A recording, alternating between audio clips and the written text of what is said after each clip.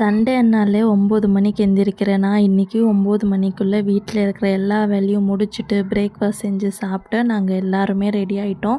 ஏன்னா நாங்கள் தான் ஊருக்கு போகிறோமே, ஊருக்கு போகிறோன்னா போதும் எங்கேருந்து தான் எனர்ஜி வருதுன்னு தெரியல.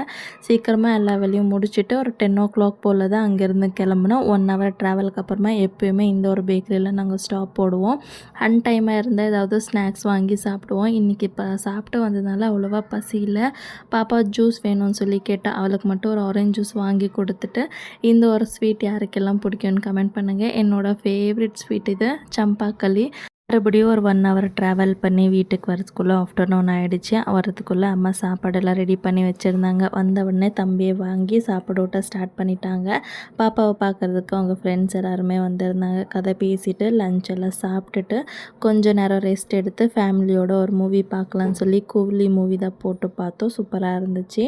இப்படி தான் எங்கள் டே போச்சு. உங்கள் டே எப்படி போச்சுன்னு கமெண்ட் பண்ணிவிட்டு வீடியோ பிடிச்சா லைக் பண்ணிவிட்டு மறக்காமல் நம்ம சேனலை சப்ஸ்கிரைப் பண்ணிக்கோங்க. பாய்.